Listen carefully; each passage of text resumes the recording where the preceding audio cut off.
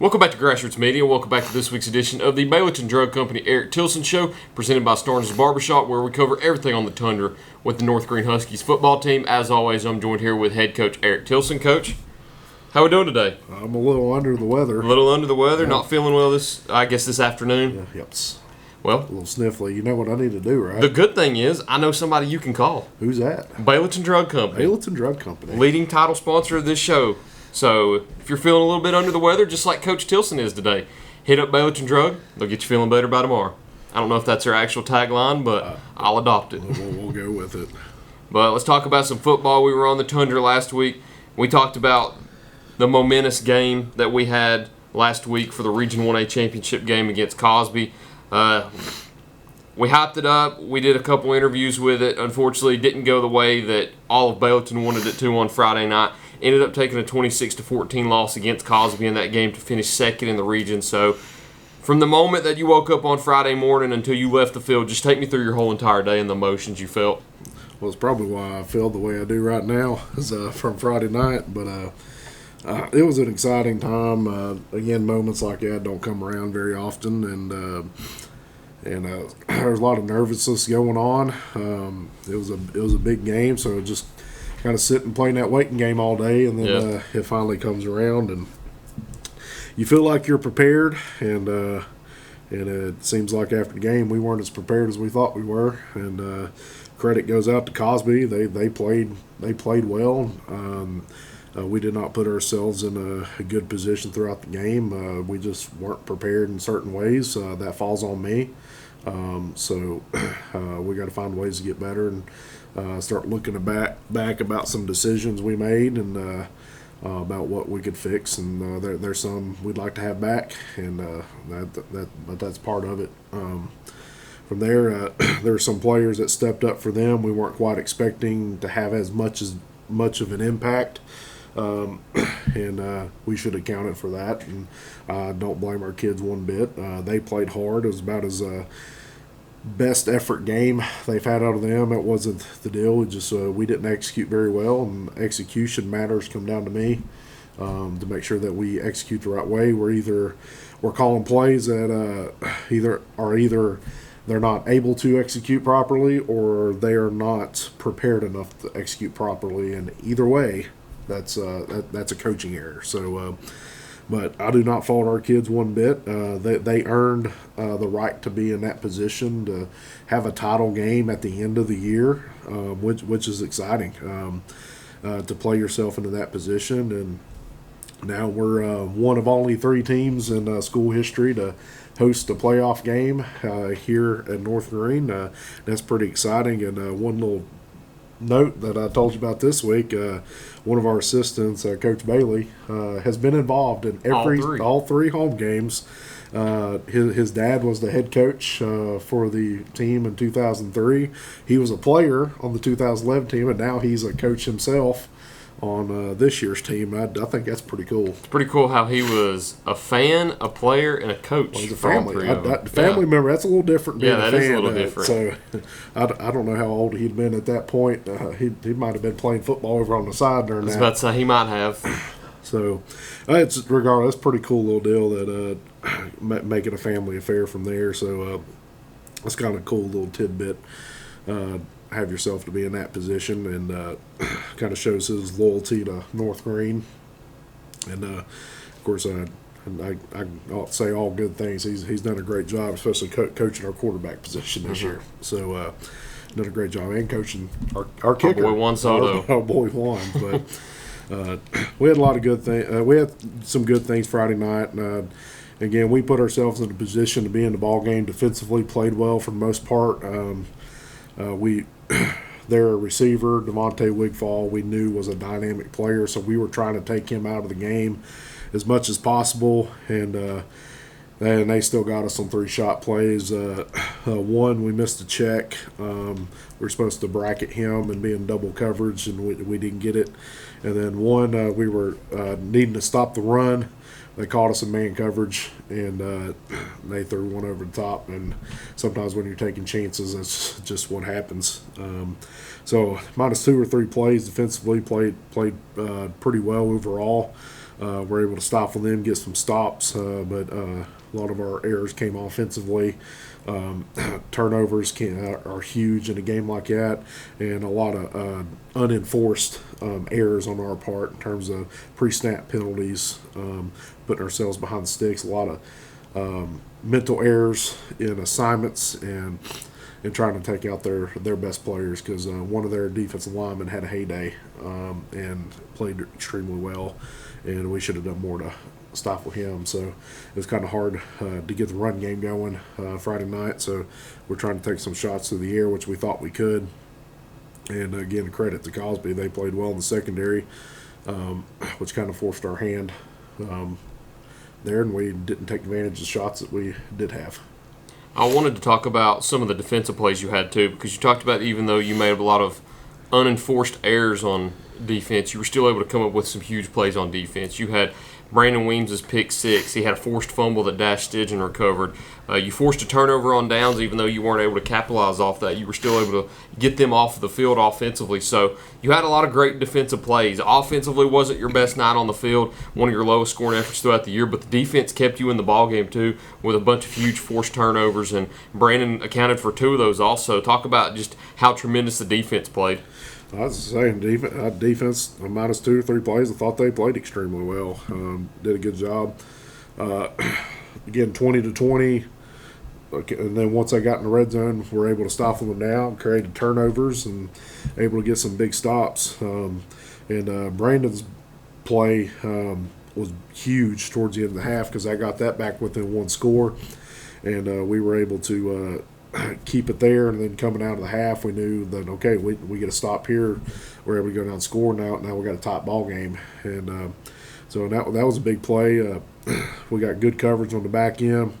Yeshua did a good job in recontain and forced the quarterback to throw it quick, and then he bobbles the ball up, and Brandon runs underneath of it, and takes it to the house. And he had safety wise, he had one of his better games at safety.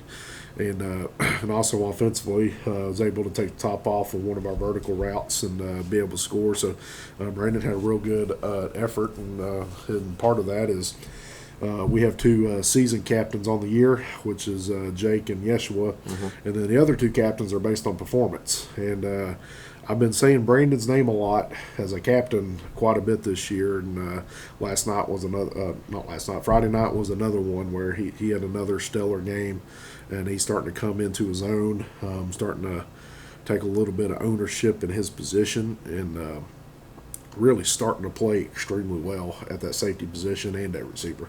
I forgot about his offensive touchdown too, and I failed to look down at the bottom whenever I was talking about the defense. But yeah, I mean, tremendous game by Brandon, one of his best all year, where he was able to account for both your touchdowns and force 2 turnovers on defense. And it don't get much better than that. And in a game where he needed to perform well in a conference championship like that, I think he came up and gave you one of his best performances. Yep. And that's part of it. The game comes down to there's 11 one-on-one battles going out through the night, and you really need to win majority of them. In some plays, you need to win all 11 of them. And so he did his 1/11th and did a good job there. So I'd like to win more often than not. And again, we talk about how games like that will come down to five or six total plays, because most of them are kind of back and forth. They're just normal down and distance plays. They're just normal plays. And then you got 5 or 6 big plays, and those are the plays you want back. And I think we lost about the 5 or 6 of those big plays when it came down to who's going to win that ball game. If we're able to stifle some of the big runs, we don't necessarily have to take shots in our blitz game and get ourselves caught in one-on-one coverage. So if we're able to play base defense, we can continue to bracket, and they're not able to get shot plays. If we're able to take care of certain assignments up front, then we're able to score offensively. One in particular, I'm not going to call out the kids, but there's one in particular. We run a certain play, and we have the edge set. We have a puller available, and it's a good matchup for us. We get that one block, and there's nobody behind this kid. and the Cosby kid makes a good tackle, but we have a guy there to block him if we just continue on our route and hit the right leverage like we're supposed to. And then our runner is running down the field unblocked, and that's early. And then you're talking about a 14-14 game in the second quarter. That's a different story coming out the half instead of trying to settle things down and be like, okay, what can we do offensively? It's more of like, okay, we found a rhythm now. Well, let's continue with that. Brandon might have taken it personally last week whenever I was talking about your offensive weapons. I talked about Thomas, Yeshua, and a bunch of the receivers, and I left out Brandon and Braden and spoke about them in the special teams game, but he picked it up on defense and offense. Maybe you need to do that again. Maybe I need to, because he might have taken that personally and showed up on offense and defense because he might have thought that I just think he's a special teams guy. But, hey, nonetheless, great game by Brandon. Thomas, I had his stat line on here, 108 passing yards with that touchdown to Brandon. He had 51 rushing yards, too, in a game where he wasn't able to account for any touchdowns on the ground and was limited to 51 yards. That's still a good game for him. Yeah, and we used him quite a bit because I knew based on past years, because Cosby's had the same coaching staff for a while, and I knew what their keys were, and I knew Yeshua coming across the formation, linebackers would fly to him, and they did, which opened up quite a bit for Thomas in the run game. And again, we're and it's frustrating, but we're like one block away on about, I would say, about 10 to 12 plays from breaking big ones. Just one block, one cut to being able to take care of it. And I will credit Thomas. He didn't have a great stat line throwing the ball, but he stood in the face of some pressure and took a lot of shots. And it didn't face him one bit in terms of, and he's having to throw off his back foot quite a bit and really challenge the front to make sure that don't ever happen again. Yeah. And they're going to respond well up front, and they've done a great job all year. And a lot of it had to do with who we played. They had a lot better front than what we were expecting. They had one kid in particular. He walked out in the field, and he's about a foot taller than Darnell during the captain's meeting. And I'm like, that kid's a lot bigger than I thought he was. And that kid played hard. And he was a menace up front. And we tried to do a lot of things away from that kid. I don't know the kid's name, but he's number 54, and he made a lot of big plays in the backfield. We're just trying to avoid him. Can't teach height. Can't teach size, yeah. Size or speed. Can't teach size, speed, height, any of it. He's probably about 6'4", 6'5", 260 pounds. That's my guess. That's rare to see in 1A football. And he's just going at it. Wow. Yeah, and he's an impressive player. I'm excited to see how the boys respond this week because it's a situation that they have never had in their lives where they get to host a playoff game now. As we mentioned, it's only ever happened 2 other times than this, and these kids were in elementary school, I think, the last time it had happened. And I don't know if any of them were even here. I was in college. So see, I mean, what year was that again, 2011? 2011. I was in 6th grade, so it's been a long time since the Huskies have hosted a playoff game, and it's something that a lot of us personally have never seen or experienced before. But the good thing is we'll get to experience this week against Harriman. Before we talk about that too much, though, we need to go ahead and get a word in from our sponsors first. So we'll be right back after this break here on Grassroots Media. Baileyton Drug Company services the surrounding communities of Baileyton with excellent patient care using a full-line pharmacy, over-the-counter selections, and a convenient drive-thru. When you visit us, you are treated as a neighbor, not a number. It's not just our slogan, but our culture. We're investing in our patients, local schools, and community. For over 5 years now, we have established ourselves as an independently family-run pharmacy that isn't driven by corporate goals. We are driven by what is best for your overall health and wellness. We're conveniently located so you don't have to make the drive. Prescription drugs are just the tip of the iceberg. We also offer natural remedies, essential oils, at-home medical needs such as walkers, rollators, bath accessories, as well as wound care products. And coming soon, basic urgent care services. What makes us better than other drugstores out there? When you frequent Baileyton Drug, you will receive professional, courteous, and friendly service that goes above and beyond any other pharmacy in the area. Remember, you're a neighbor, not a number. Pizza, pancakes, or donuts. The Davy Crockett Travel Center in Baileyton has the cure for all your cravings. While you're there, shop our general store for souvenirs, gifts, and cellular accessories. In a hurry, grab a cold drink and a hot dog to go. Check us out on Facebook and come to Baileyton.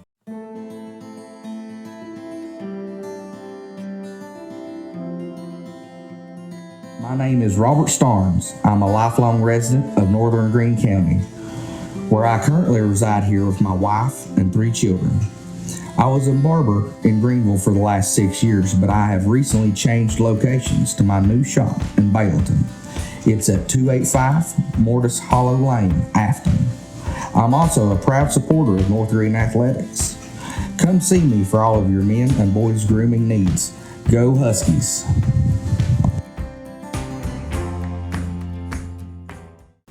Welcome back to Grassroots Media. Welcome back to this week's edition of the Baileyton Drug Company Eric Tilson Show, presented by Starnes Barber, where we cover everything on the Tundra with the North Greene Huskies football team. As always, I'm joined here with head coach Eric Tilson. So you've got Harriman this week. It's the first round of the Class 1A state playoffs. You're getting to host for the first time in 13 years. I know you're excited. I know they're excited. I know everybody in Baileyton's excited. There was a lot of excitement last week for the region championship game. I know it didn't go your way and you didn't get a win, but the good thing is you get a lot more excitement this week where you get to host a playoff game. Playoffs is something that a lot of North Greene fans aren't used to before. It's the 4th straight year of the playoffs now under your coaching tenure, and you get to have one at home now against Harriman. How special of a moment will that be on Friday night? Again, to play in big games is what you kind of get into this for. And I didn't say it earlier, but there's no shame in going out and competing, especially in a championship game, even if it doesn't go your way. The poem, "The Man in the Arena," kind of comes to mind as like where you're the ones going out competing, everybody else is watching and can criticize what's going on out there. But having a chance to go out and compete in a big game like that is huge. And our kids went out and competed, and there's no shame in losing that game. Mm-hmm. And then now we get to turn around and have another big one. And that's a big thing is we had a big game against Cloudland, turn around to have another big game, then turn around to have another big game. Is our kids getting a lot of valuable experience very, very quickly, and that will prove to be valuable moving forward as a program too. Is the more big games that you get into, the kind of more comfortable you get, more used to you get to being in those big games. And that's a lot of credit to that what these kids have done throughout this year to now be in this position. And we're coming back now to a very good Harriman team. Who's they're 7-3 on the year, and they've beat some good teams throughout the season, and they have a lot of really good athletes. And in particular, their running back, he's rushed for over 1,800 yards this year, and he can house it about any play on the field. So we got our hands full defensively, and so we have to be able to make sure we're playing leverage, we're playing where we're supposed to, and we got to take the attack to them defensively and get some big plays ourselves. Their quarterback is a good athlete within himself. They do a lot of similar stuff that we do. Well, they'll fake to their running back, and then quarterback is keeping it on a counter to the backside, and we have to be, again, just do our jobs offensively. And offensively, they're pretty base defense. They base out of a 4 down. They run a lot of quarters and cover 2 safety structure, and they run all over the field. So they're not going to let you get many deep shots because they're going to cap everything over the top. So we have to take advantage of a lot of short throws and take advantage of the run game. That's one advantage I think we can be able to take this week is in the run game up front. So they're going to be real fast. They're not going to have the stature of what we've seen the past couple of weeks, but they will be able to move quite a bit, and that's a good thing. Is that lines up to what our strengths are, is being able to be fast and quick. So I expect a good competitive game. One thing about hosting at home, and I've been saying this since I've been here, to win a playoff game, you need to be at home, especially in the first round, because the way our regions align, you have to go through Knoxville. And to go through Knoxville, you got to go through rush hour traffic, and something always happens. And how we've seen that in our games this year, there's always a wreck somewhere, and we get backed up. schedule never works out like it's supposed to, and we've been having to deal with that, and now we're making somebody else deal with it. And then you got the comfortability of being at your own house and being able to use your own facilities, and you know where every nook and cranny is on the field. Now you're bringing in a team that really probably their kids have never played here before. Yeah. And our kids have played here Countless 20 times, 15 times.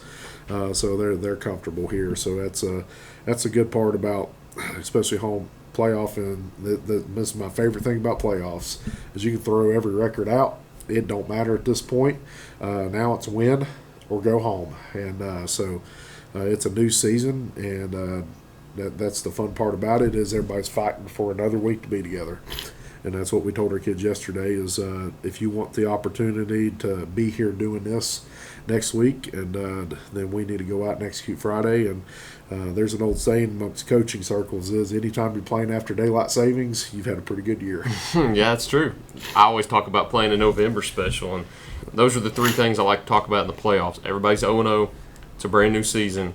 Throw everything out in the previous 10 games, because once you get into the playoffs, anything can happen. It's week by week at that point, and it's something like you had mentioned where these boys have never had such big games to play in before. You have big games where you look at, okay, we have a chance to make the playoffs now. Okay, if we get this, we have a chance to be a 3 seed like in the Unaka game last year. But when you knock off Cloudland, set yourself for region championship and play in that region championship, and then get to host a playoff game in back-to-back-to-back weeks.